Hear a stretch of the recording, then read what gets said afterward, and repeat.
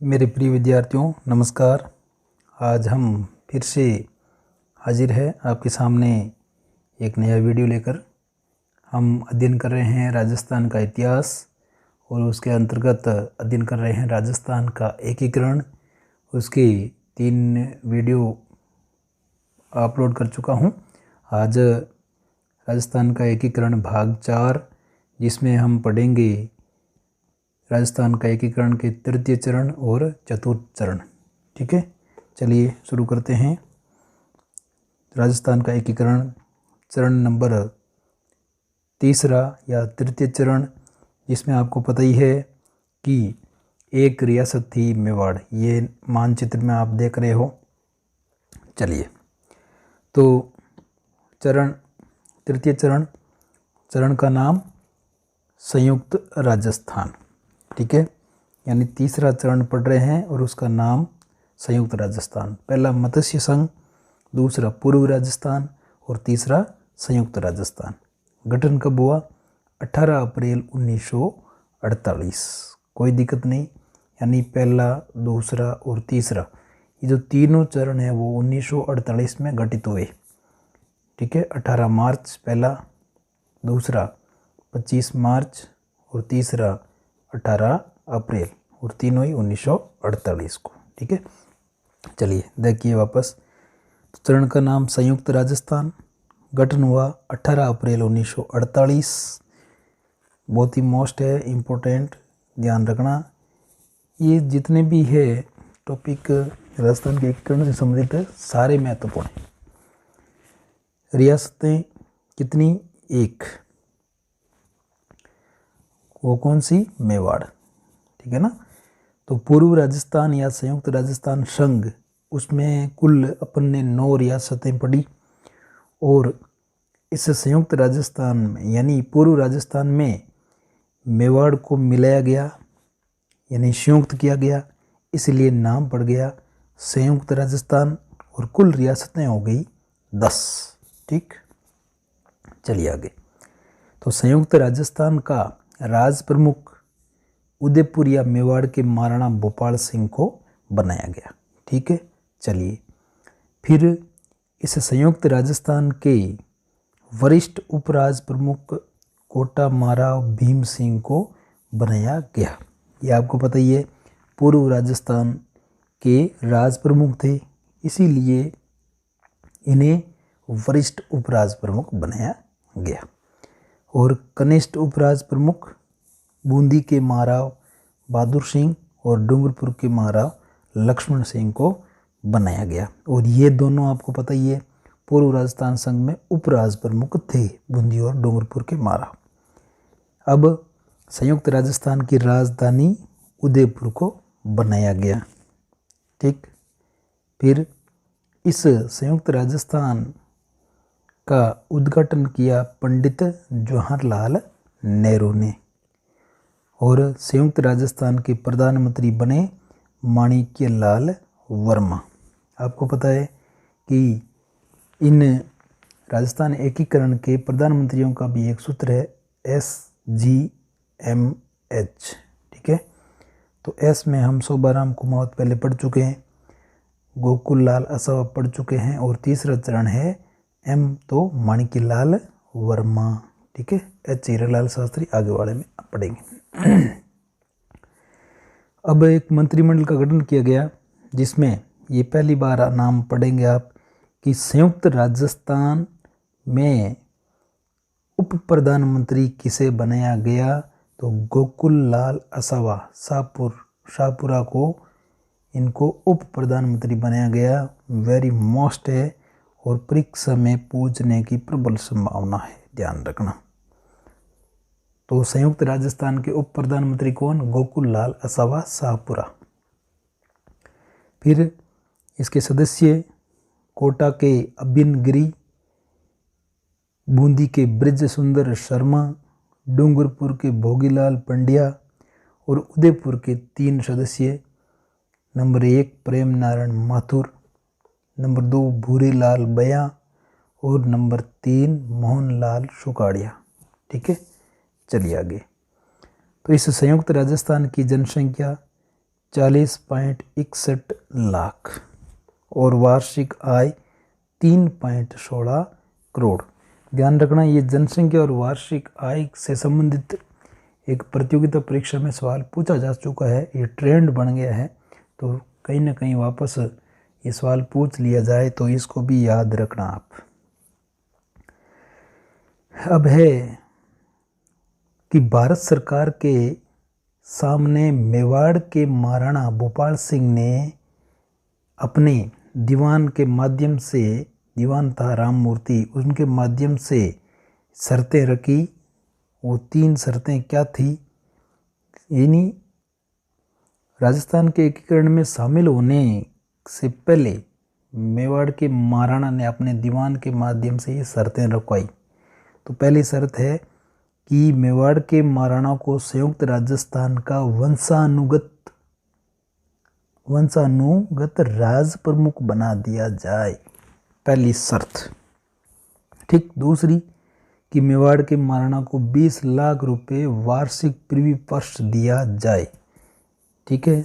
तीसरा, उदयपुर को संयुक्त राजस्थान की राजधानी बनाया जाए। ये मेवाड़ के महाराणा की 3 शर्तें थी। उक्त शर्तों के आधार पर भारत सरकार ने महाराणा को निम्नलिखित सुविधाएं देने का वचन दिया। तो ये मैं आपको बता दूं, ये जो तीनों शर्तें हैं ये राजस्थान बोर्ड में भी कई बार परीक्षा में पूछा जा चुका है, आगे भी पूछने की संभावना है और प्रतियोगिता परीक्षा में पूछा जा सकता है सवाल कि इनमें से कौन सी शर्त नहीं थी। तो 3 ये है और चौथी जो इसमें नहीं होगी वो नहीं थी। ठीक है। अब भारत सरकार ने क्या क्या मांगे मान ली कि मेवाड़ के महाराणा भूपाल सिंह को आजीवन राज प्रमुख बनाया जाएगा। पहली शर्त उन्होंने कहा था कि वंशानुगत राज प्रमुख। तो वंशानुगत राज प्रमुख का मतलब होता है कि मेवाड़ के महाराणा भूपाल सिंह और भूपाल सिंह की देहांत होने के बाद में उनके पुत्र आगे से आगे राज प्रमुख बनते जाएंगे, तो ऐसा संभव नहीं। तो भारत सरकार ने कहा कि जब तक आप जीवित हैं तब तक आप आजीवन राज प्रमुख रहेंगे, ये शर्त मान ली गई। ठीक है। नंबर 2, संयुक्त राजस्थान की राजधानी उदयपुर को बनाया गया, ये शर्त मान ली गई। और विधानसभा का वर्ष में एक बार कोटा में अधिवेशन रखने का निश्चय किया गया। ठीक है। फिर पृथ्वी पर्स के रूप में 20 लाख रुपए की डिमांड की गई थी, जिसमें भारत सरकार ने पृथ्वी पर्स 10 लाख रुपए दिए जाएंगे ये माना, मगर वार्षिक अनुदान 5 लाख और वह धार्मिक अनुष्ठान के लिए 5 लाख रुपए स्वीकृत और किए गए। यानी वार्षिक अनुदान 5 लाख है और धार्मिक अनुष्ठान के लिए भी 5 लाख है। 5 और 5 10 पृथ्वी पर्स है और 10 लाख अन्य है। इस प्रकार से आंशिक संशोधन करते हुए तीनों शर्तों को लगभग मान लिया गया। फिर मेवाड़ के महाराणा ने विलय पत्र पर 11 अप्रैल 1948 को हस्ताक्षर कर दिए। ध्यान रखना, इसका गठन आपको पता है 18 अप्रैल को हुआ था। संयुक्त राजस्थान का गठन 18 अप्रैल 1948 को हुआ। उससे पहले मेवाड़ के महाराणा ने 11 अप्रैल 1948 को विलय पत्र पर हस्ताक्षर किए। तो ये भी सवाल बन सकता है। चलिए वापस थोड़ा रिपीट कर लेते हैं। तो तीसरा चरण नाम है संयुक्त राजस्थान, गठन 18 अप्रैल 1948, एक रियासत संयुक्त राजस्थान कहलाया, जिसमें पूर्व राजस्थान में एक रियासत मिली। कुल रियासतें हो गई आपको पता है 10 और वो कहलाई संयुक्त राजस्थान। राज प्रमुख उदयपुर मेवाड़ के महाराणा भूपाल सिंह, वरिष्ठ राज उपराज प्रमुख कोटा महाराव भीम सिंह, कनिष्ठ उपराज प्रमुख बूंदी महाराव बहादुर सिंह और डूंगरपुर महाराव लक्ष्मण सिंह। राजधानी उदयपुर, उद्घाटन पंडित जवाहरलाल नेहरू, प्रधानमंत्री माणिक्यलाल वर्मा और पहली बार उप प्रधानमंत्री बनाया गया गोकुल लाल असावा को। मोस्ट है, एक बार फिर बोल रहा हूँ। फिर सदस्य, मंत्रिमंडल के सदस्य कौन कौन? कोटा के अबिन गिरी, कई जगह अबिन हरी भी लिखा हुआ मिलेगा। फिर बूंदी के ब्रज सुंदर शर्मा, डूंगरपुर के भोगीलाल पंड्या, उदयपुर के 3 सदस्य है प्रेम नारायण माथुर, पूरीलाल बया और मोहनलाल सुकाड़िया। जनसंख्या 40.61 लाख और वार्षिक आय 3.16 करोड़। भारत सरकार के सामने मेवाड़ महाराणा की 3 शर्तें थी कि महाराणा को संयुक्त राजस्थान का वंशानुगत राज प्रमुख बनाया जाए, महाराणा को 20 लाख वार्षिक प्रीपर्स दिया जाए और उदयपुर को संयुक्त राजस्थान की राजधानी बनाया जाए। जबकि भारत सरकार ने आंशिक संशोधन करते हुए 3 शर्तें इस प्रकार मानी कि मेवाड़ के महाराणा को आजीवन राज प्रमुख बनाया जाए, संयुक्त राजस्थान की राजधानी उदयपुर को बनाया गया, लेकिन विधानसभा का वर्ष में एक बार जो अधिवेशन है वो कोटा में भी रखा गया और प्रीपर्स 10 लाख रुपये, जबकि वार्षिक अनुदान 5 और धार्मिक अनुष्ठान के लिए 5 लाख अतिरिक्त स्वीकृत किए गए। और अंत में मेवाड़ के महाराणा ने 11 अप्रैल 1948 को विलय पत्र पर हस्ताक्षर कर दिए। चलिए अब है चरण नंबर 4 यानी चतुर्थ चरण। और चतुर्थ चरण बहुत ही महत्वपूर्ण है, मानचित्र से समझिएगा आप। चतुर्थ चरण में आपको पता है कि जैसलमेर, जोधपुर, जयपुर और बीकानेर ये 4 रियासतें इसमें मिलेगी। तो 3 जे है और 1 बी है, यानी 3 जे बी यानी जयपुर, जोधपुर, जैसलमेर और बीकानेर, इन 4 बड़ी रियासतों का इसमें विलय होगा, एकीकरण होगा। ठीक है, चलिए आगे। तो चरण का नाम हो गया, आपको पता ही है क्योंकि ये बहुत बड़ी रियासतें थी तो नाम पड़ा वृहत राजस्थान। गठन कब किया गया? 30 मार्च 1949। ठीक है, देखिए एक बार वापस थोड़ा रिपीट कर लेते हैं। पहला चरण था मत्स्य संघ, दूसरा पूर्व राजस्थान, तीसरा संयुक्त राजस्थान और चौथा वृहत राजस्थान। ठीक है, तो वृहत राजस्थान गठन 30 मार्च 1949, ये तीनों तो 1948 को हुए हैं। अब वृहत राजस्थान का निर्माण 30 मार्च 1949 को हुआ। रियासतें कितनी है? 4, यानी ट्रिपल जे बी, यानी जयपुर, जैसलमेर, जोधपुर और बीकानेर। तो इस प्रकार से संयुक्त राजस्थान में कुल 10 रियासतें और वृहत राजस्थान के अंदर जब ये 4 संयुक्त राजस्थान में वापस 4 रियासतें मिलाई गई तो कुल रियासतें हो गई 14 और 14 रियासतें क्या कहलाई? वृहत राजस्थान कहलाया। ठीक है, तो अब तक 14 रियासतें का एकीकरण हो चुका था। नाम क्या पड़ा? वृहत राजस्थान। यहाँ अब जयपुर बहुत ही महत्वपूर्ण रियासत थी और मेवाड़ भी महत्वपूर्ण रियासत थी, तो ये एक कठिन परिस्थिति पैदा हो गई। तो इसलिए एक नया पद सृजित किया गया, महाराज प्रमुख। ये पहली बार हुआ है। तो वृहत राजस्थान में सवाल यूँ भी टेढ़ा बन सकता है कि राजस्थान एकीकरण में कौन से चरण में महाराज प्रमुख का पद गठित हुआ या पद बनाया गया? तो चौथे चरण में वृहत राजस्थान में। ठीक है, चलिए, तो महाराज प्रमुख किसे बनाया गया? मेवाड़ के महाराणा भूपाल सिंह को। और राज प्रमुख कौन? सवाई मान सिंह द्वितीय, जयपुर। ठीक है, और वापस वही वरिष्ठ उपराज प्रमुख। तो वरिष्ठ उपराज प्रमुख कोटा महाराज भीम सिंह तो हम पहले पढ़ चुके हैं। और अब जोधपुर रियासत का भी बहुत ज़्यादा महत्व था, तो जोधपुर के महाराजा हनुमंत सिंह या हनुमंत सिंह को वरिष्ठ उपराज प्रमुख बनाया गया। कनिष्ठ उपराज प्रमुख वही शुरू से चल रहे हैं, बूंदी के महाराज बहादुर सिंह और डूंगरपुर के महाराज लक्ष्मण सिंह को बनाया गया। इस चौथे चरण या वृहत राजस्थान का उद्घाटन भारत के उप प्रधानमंत्री सरदार वल्लभ भाई पटेल ने किया। ठीक है, ये भी उद्घाटन पर भी कई बार सवाल बने हैं और आगे बढ़ने की प्रबल संभावना है। एक पी सत्यनारायण राव की अध्यक्षता में एक समिति का गठन हुआ और इस पी सत्यनारायण राव समिति की कुछ सिफारिशें थी और इन सिफारिशों के आधार पर क्या क्या गठित हुआ? देखते हैं। तो इस वृहत राजस्थान की राजधानी जयपुर रखी जाए, ये सिफारिश पी सत्यनारायण राव की समिति ने किया।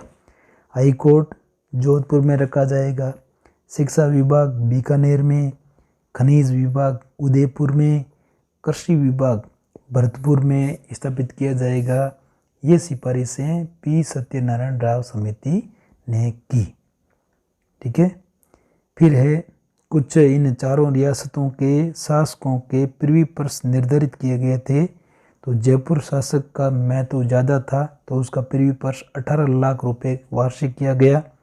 जोधपुर के शासक का 17.5 लाख रुपए वार्षिक, बीकानेर के शासक का 17 लाख रुपए वार्षिक और जैसलमेर के शासक का 2.8 लाख रुपए वार्षिक। इस चौथे चरण के वृहत राजस्थान के प्रधानमंत्री थे हीरालाल शास्त्री, और ये मैंने आपको पहले बता दिया, वापस सुन लीजिए। ये है प्रधानमंत्रियों का शॉर्ट सूत्र। तो पहले चरण, दूसरा चरण, तीसरा चरण और चौथा चरण। शोभाराम कुमावत, गोकुलाल असावा, माणिकलाल वर्मा और चौथा अभी पढ़ रहे हैं हीरालाल शास्त्री। ठीक है, इसको याद कर लेना, रट लेना। चलिए, मंत्रिमंडल का गठन किया गया जिसमें सदस्य है जयपुर से सिद्धराज, उदयपुर से प्रेम नारायण माथुर, उदयपुर से ही बुरेलाल भैया और जोधपुर से फूलचंद बाफना, नरसिंह कछवाहा जोधपुर से और राव राजा हनुमंत सिंह जोधपुर से 3 सदस्य। फिर बीकानेर से रघुवर दयाल गोयल और कोटा से वेदपाल त्यागी। तो इस प्रकार से ये मंत्रिमंडल का गठन किया गया। एक विशेष राजस्थान आंदोलन समिति का गठन हुआ और इसका गठन समाजवादी दल के नेता जयप्रकाश नारायण ने किया और इसकी अध्यक्षता डॉक्टर राम मनोहर लोहिया ने की। और इस राजस्थान आंदोलन समिति ने वृहत राजस्थान के निर्माण की मांग की थी। चलिए, तो इस प्रकार से वृहत राजस्थान, आपको पता है कि 30 मार्च जो है वो बहुत ही महत्वपूर्ण है। ये राजस्थान दिवस के रूप में मनाया जाता है। तो राजस्थान दिवस ध्यान रखना, राजस्थान दिवस कब मनाया जाता है? 30 मार्च को। ठीक है, ये इम्पोर्टेंट है। कई बार सवाल, कई प्रतियोगिता, कई तरह तरह की प्रतियोगिता परीक्षा में पूछा जा चुका है, आगे भी पूछने की प्रबल संभावना है। तो चौथा चरण, नाम वृहत राजस्थान, गठन 30 मार्च 1949, रियासतें 4, JJB जयपुर, जैसलमेर, जोधपुर, बीकानेर, संयुक्त राजस्थान की 10 रियासतें और 4 ये रियासतें मिलकर के हो गई 14 रियासतें। नाम पड़ गया वृहत राजस्थान। महाराज प्रमुख पहली बार महाराणा भूपाल सिंह को बनाया गया। राज प्रमुख आजीवन सवाई जय मान सिंह द्वितीय को बनाया गया और वरिष्ठ उपराज प्रमुख जोधपुर महाराजा हनुमंत सिंह और कोटा महाराव भीम सिंह को बनाया गया। कनिष्ठ उपराज प्रमुख बूंदी महाराव बहादुर सिंह और डूंगरपुर महाराव लक्ष्मण सिंह को बनाया गया। उद्घाटन सरदार वल्लभ भाई पटेल ने किया और पी सत्यनारायण राव की समिति की सिफारिशों पर राजधानी जयपुर में, हाईकोर्ट जोधपुर में, शिक्षा विभाग बीकानेर में, खनिज विभाग उदयपुर में और कृषि विभाग भरतपुर में स्थापित करने की सिफारिशें हुई थी। जयपुर के शासक का प्रीवी पर्स 18 लाख, जोधपुर के शासक का 17.5 लाख, बीकानेर के शासक का 17 लाख, जैसलमेर के शासक का 2.8 लाख वार्षिक प्रीवी पर्स स्वीकृत किया गया। प्रधानमंत्री हीरालाल शास्त्री और मंत्रिमंडल में जयपुर से सिद्धराज, उदयपुर से प्रेमनारायण माथुर और बुरेलाल भैया और जोधपुर से 3 फूलचंद बाफना, नरसिंह कछवा और राव राजा हनुमंत सिंह और बीकानेर से रघुवर दयाल गोयल और कोटा से वेदपाल त्यागी। और एक समिति थी राजस्थान आंदोलन समिति, उसका गठन समाजवादी दल के नेता जयप्रकाश नारायण ने किया। अध्यक्ष डॉक्टर राम मनोहर लोहिया और उन्होंने वृहत राजस्थान के निर्माण की मांग की। ठीक है, चलिए सवाल पर आते हैं। तो राजस्थान एकीकरण के तीसरे चरण का नाम क्या था? ठीक है, राजस्थान के एकीकरण के तीसरे चरण का नाम क्या था? ठीक है, लिखिए सवाल नंबर 2। संयुक्त राजस्थान का गठन कब हुआ? सवाल नंबर 2, संयुक्त राजस्थान का गठन कब हुआ? देखिए नेक्स्ट, संयुक्त राजस्थान का राज प्रमुख कौन था? सवाल नंबर 3, संयुक्त राजस्थान का राज प्रमुख किसे बनाया गया? सवाल नंबर 4, संयुक्त राजस्थान के वरिष्ठ व कनिष्ठ उपराज प्रमुख किसे बनाया गया? सवाल नंबर 4, संयुक्त राजस्थान के वरिष्ठ एवं कनिष्ठ उपराज प्रमुख किसे बनाया गया? नेक्स्ट, संयुक्त राजस्थान की राजधानी कहाँ स्थापित की गई? नेक्स्ट, संयुक्त राजस्थान का उद्घाटन किसने किया? नेक्स्ट, संयुक्त राजस्थान के प्रधानमंत्री कौन थे? ठीक है, चलिए फिर है, भारत सरकार के सामने मेवाड़ के महाराणा ने कौन कौन सी शर्तें रखी? भारत सरकार के सामने मेवाड़ के महाराणा ने कौन कौन सी शर्तें रखी? ठीक है, नेक्स्ट, भारत सरकार ने मेवाड़ के महाराणा की कौन कौन सी शर्तें मानी? कौन कौन सी शर्तें मान ली? नेक्स्ट, राजस्थान एकीकरण के चौथे चरण का नाम बताइए। राजस्थान एकीकरण के चौथे चरण का नाम बताइए। नेक्स्ट, वृहत राजस्थान का गठन कब हुआ? नेक्स्ट, राजस्थान दिवस कब मनाया जाता है? नेक्स्ट, वृहत राजस्थान के गठन के समय कितनी रियासतें सम्मिलित की गई? वृहत राजस्थान के गठन के समय कितनी रियासतें सम्मिलित की गई? नेक्स्ट, वृहत राजस्थान के महाराज प्रमुख कौन थे? नेक्स्ट, वृहत राजस्थान के राज प्रमुख कौन थे? नेक्स्ट, वृहत राजस्थान का उद्घाटन किसने किया? नेक्स्ट, किसकी सिफारिश पर वृहत राजस्थान की राजधानी जयपुर रखी गई? ठीक है, नेक्स्ट, वृहत राजस्थान के प्रधानमंत्री कौन थे? नेक्स्ट, वृहत राजस्थान के निर्माण की मांग कौन सी समिति ने की? वृहत राजस्थान के निर्माण की मांग कौन सी समिति ने की?